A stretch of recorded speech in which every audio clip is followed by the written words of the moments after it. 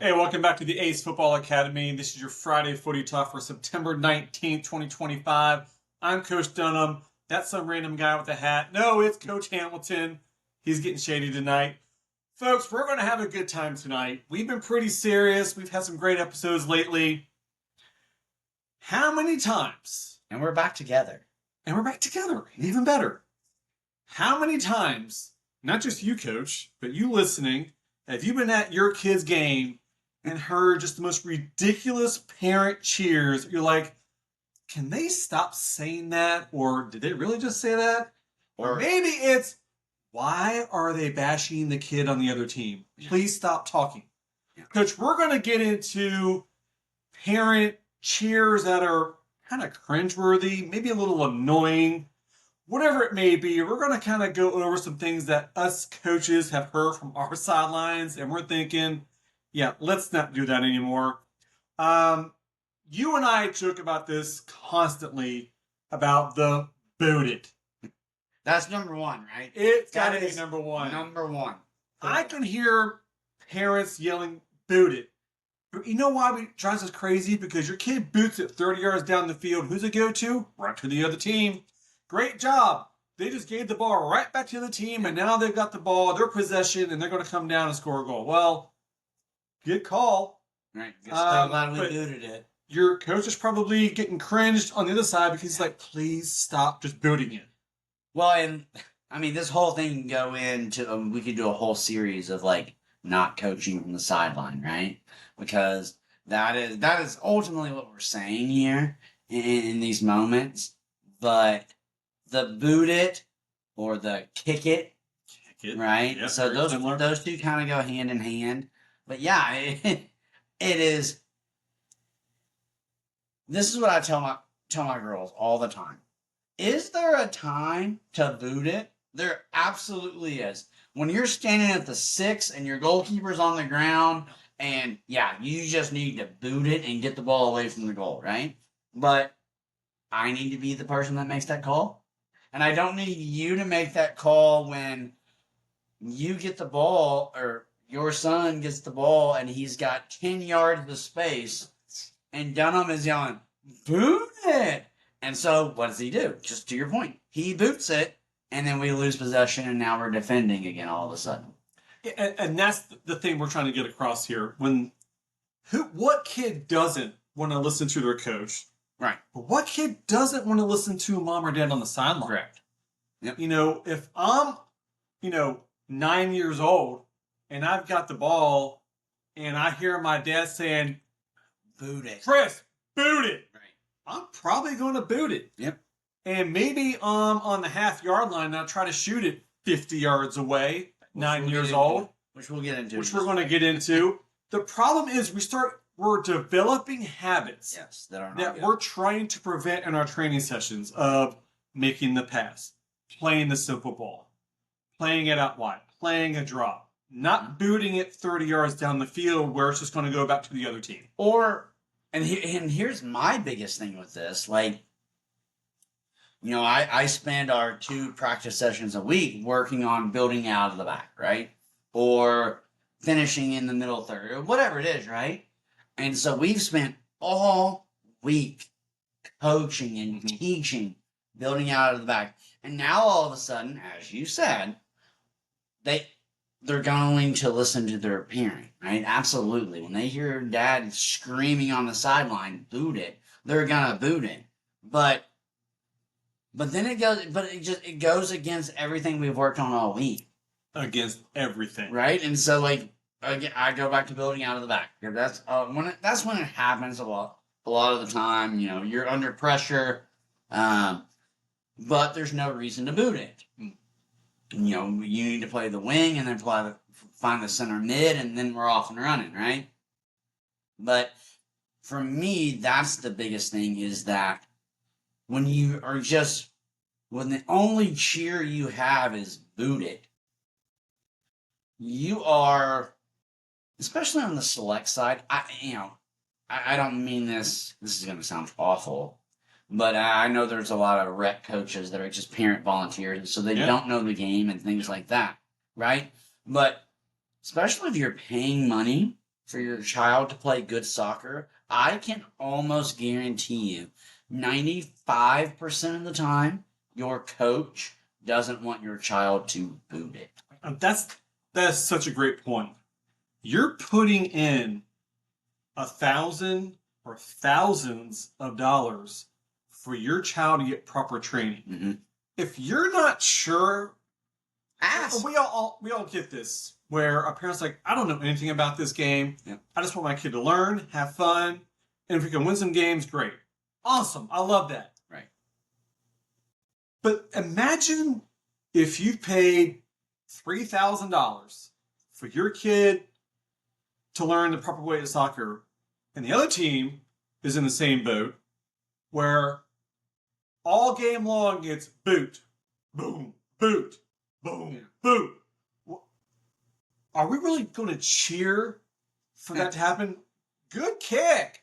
Good kick. Oh, boot it. Is good kick? Oh, good kick. Is good kick? Oh, boot it. It'd be like a weird Simpsons cartoon where parents are saying the same thing every 3 seconds. Boot it. Kick it. Good. Boot it. Yeah. Kick it.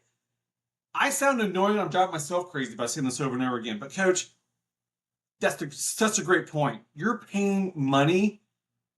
Try to learn what you should be saying on the sideline rather than boot it. Please, for the love of all that's holy, please stop saying boot it. Yeah. Coach, just move on to our... Go to your third one, because I think it's connects a little more to the boot it. Sure thing. It's get it out, which...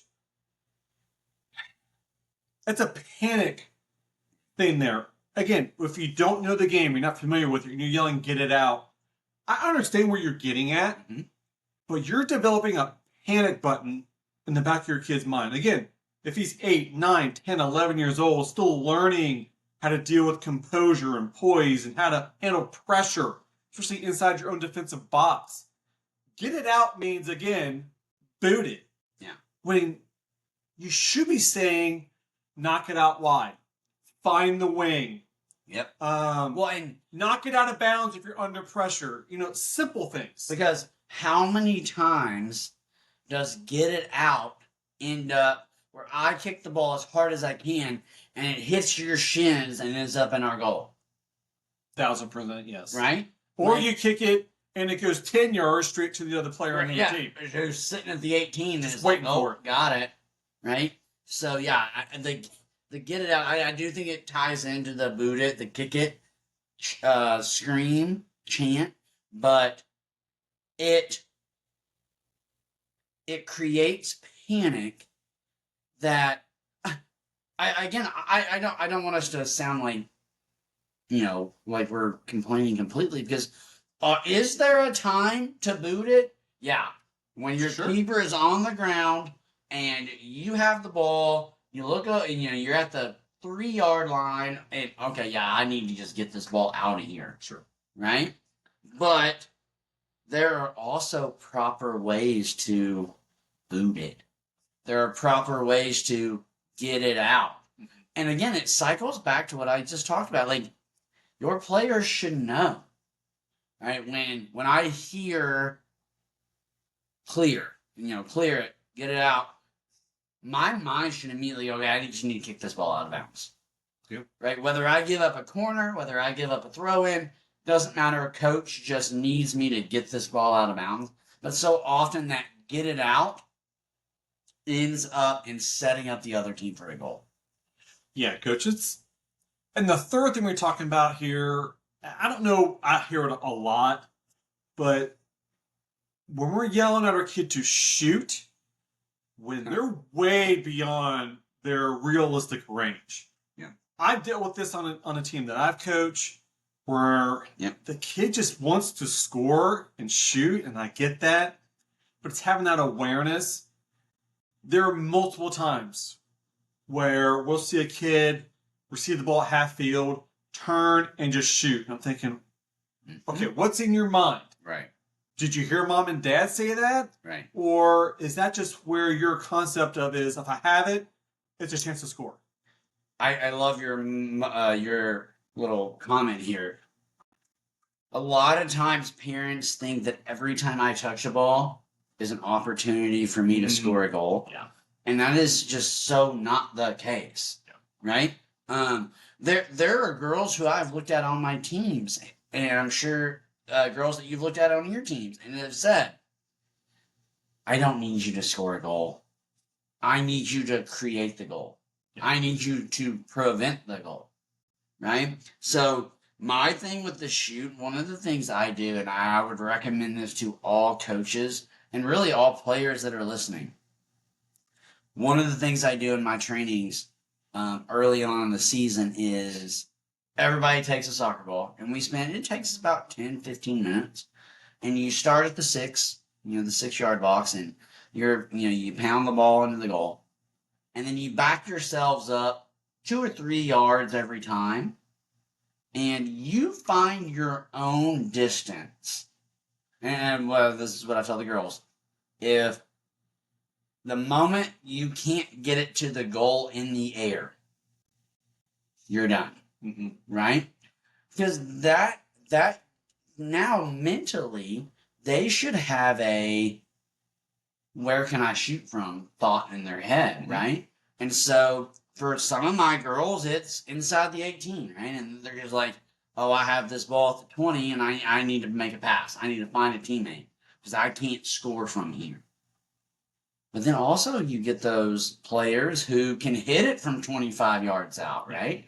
And so now they know, okay, when I get this ball in a minute, I need to put this on target and see what happens. So the shoot it call, I think, should be eliminated altogether because players should know when and when not to shoot it. Yeah, and again, it's understanding your own realistic range. Yes. And we coach kids from 9 through 14 and talk about a massive difference in heights, sizes, running speeds, strengths. Yeah. You have to understand your own personal range for that shooting. Right.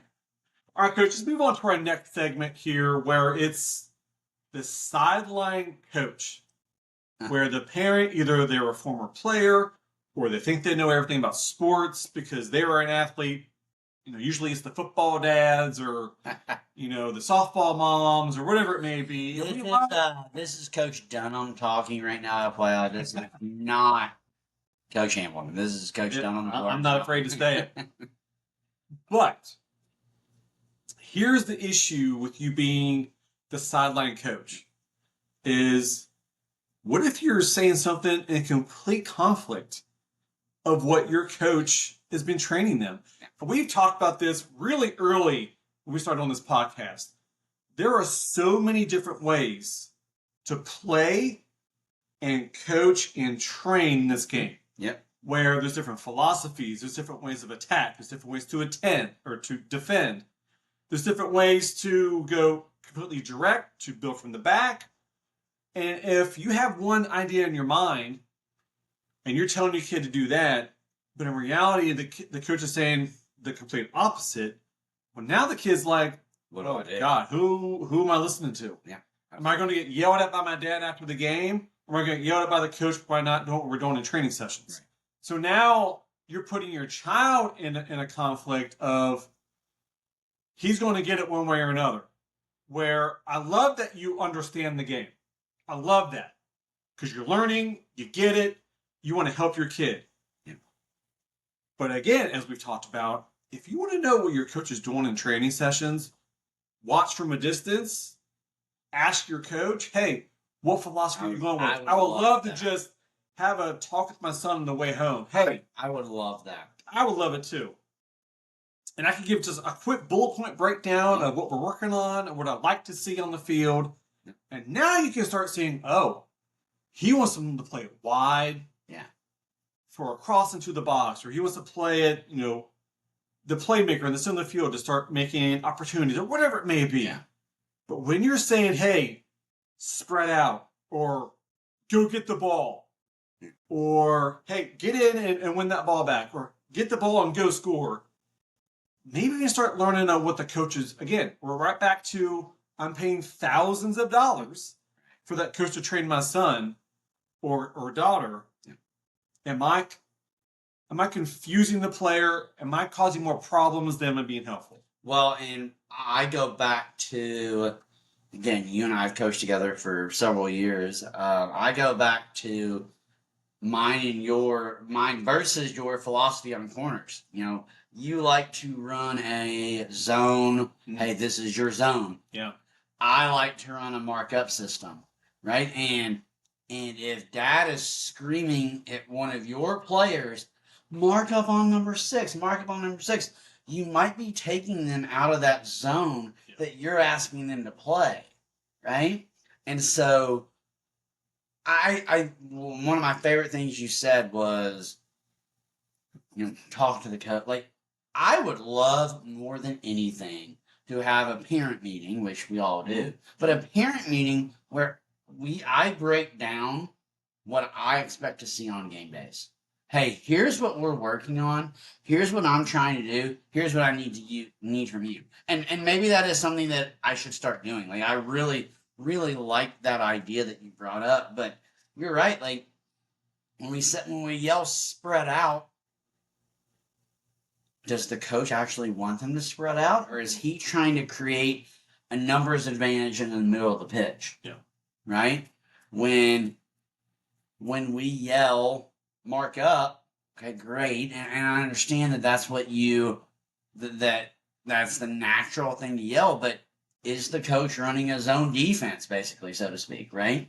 And so, no, I'm not marking up, but I'm in this square. I know my square, and this is what I'm supposed to guard, right? When somebody comes in this square, I'll take care of it, but until they come in my square, I'm not in charge, and I'm trusting.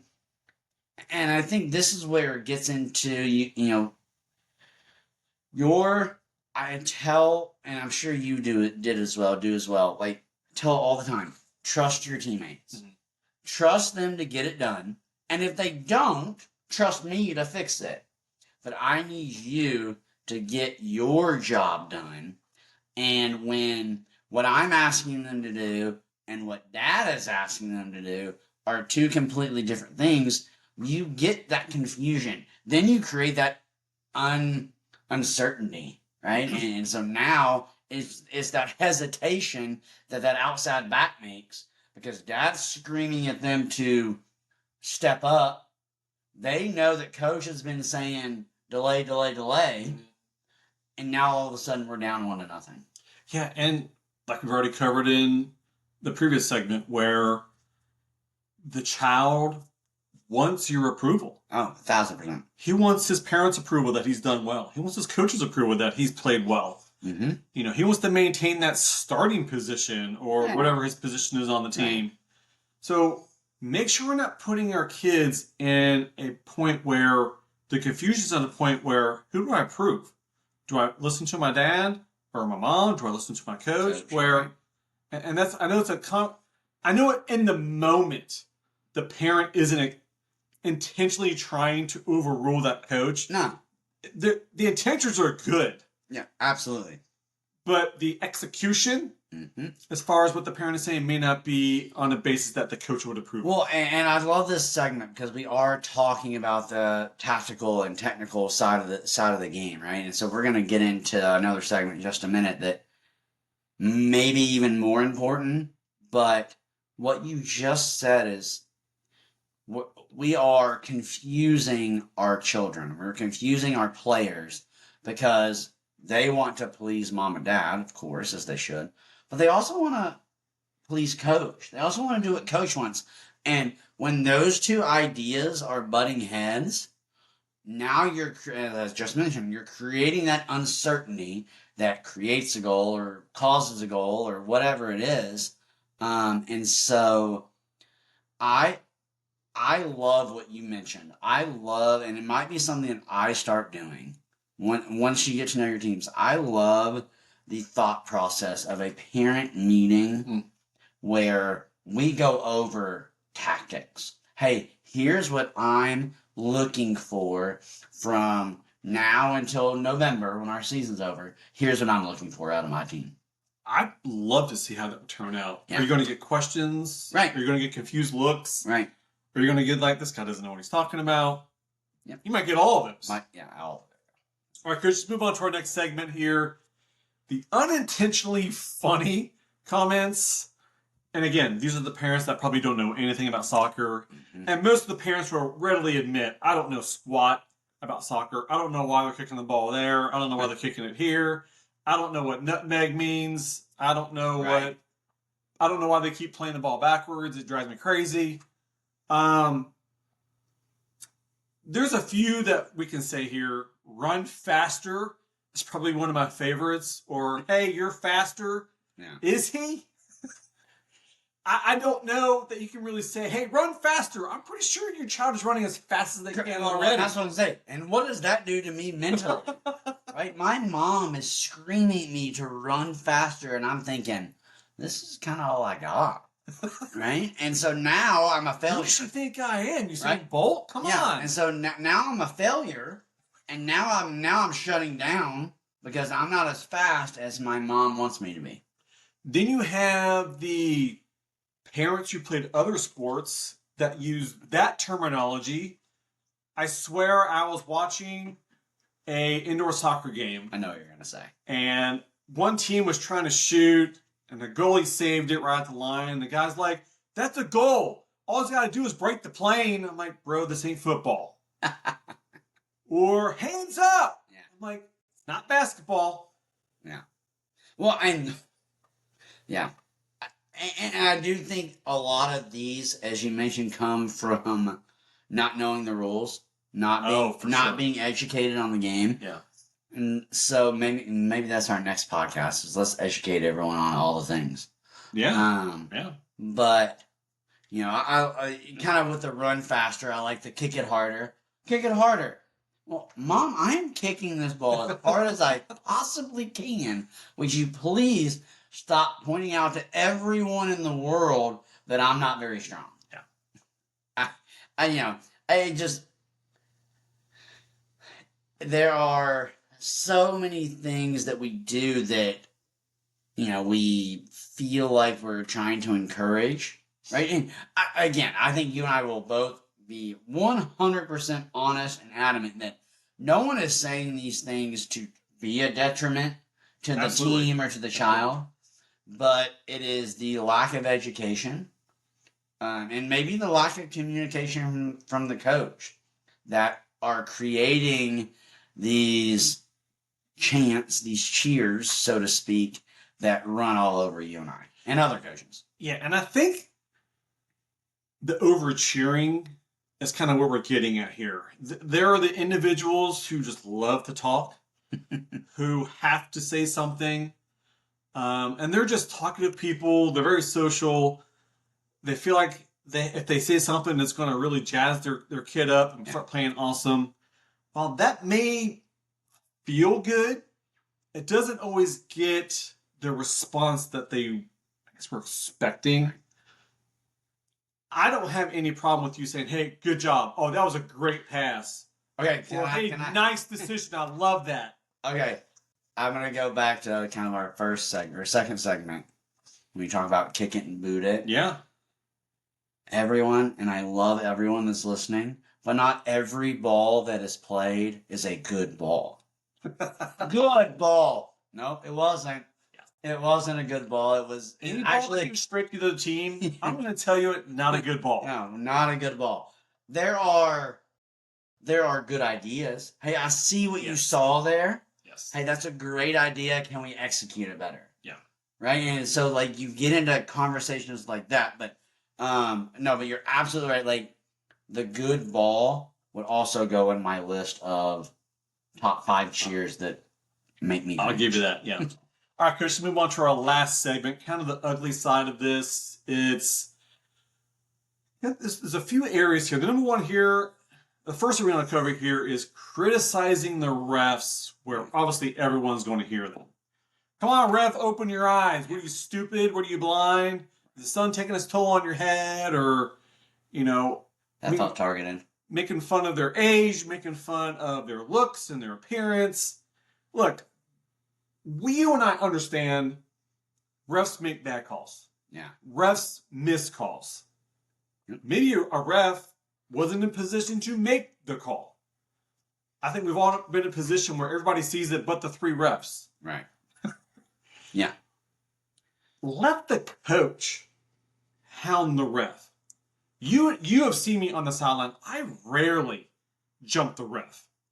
Unless I feel a player's safety, there was an injury concern there, and the call was let go. Then I'm going to get on that ref. I mean, you missed a handball, you missed a push, maybe there was a trip. Okay, yeah, I didn't like the call. I might say, hey, can we call that? And I'm letting it go. Right. If the coach is letting it go, yeah.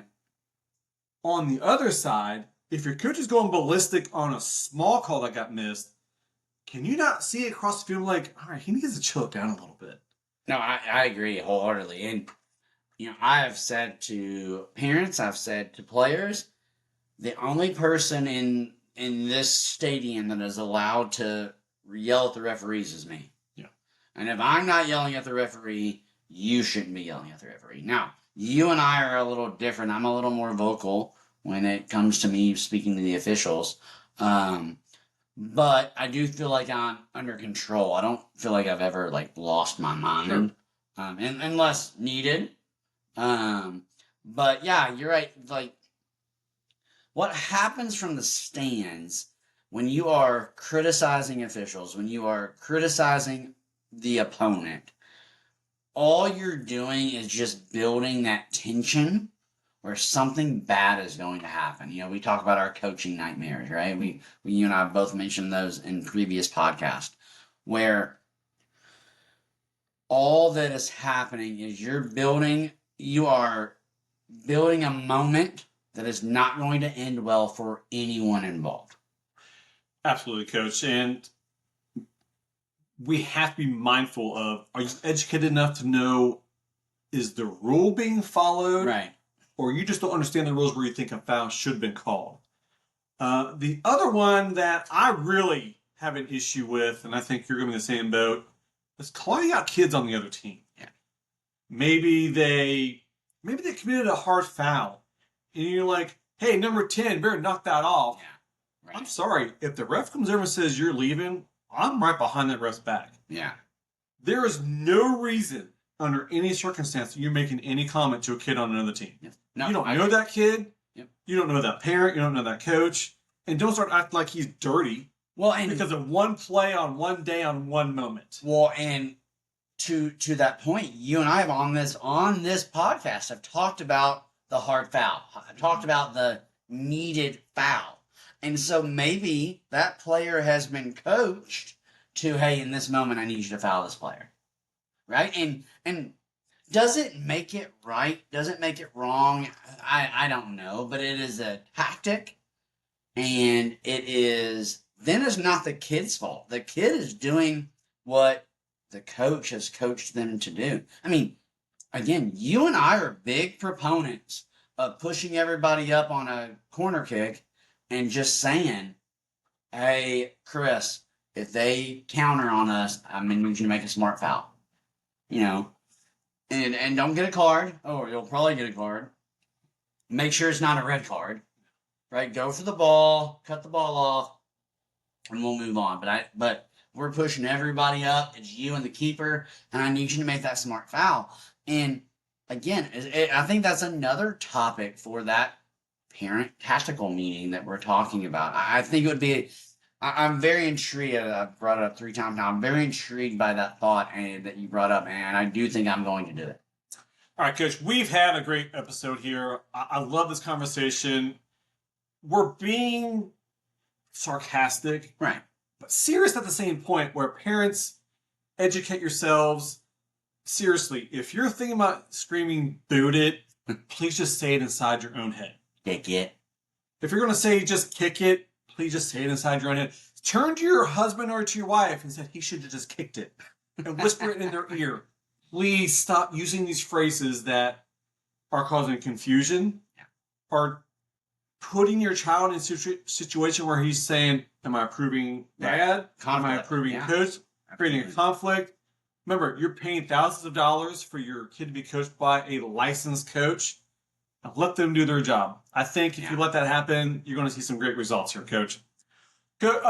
This is your Ace Football Academy. We do thank you for joining us. This is your Friday Footy Talk. I'm Coach Dunham. That's Coach Hamilton. Go kick some ace.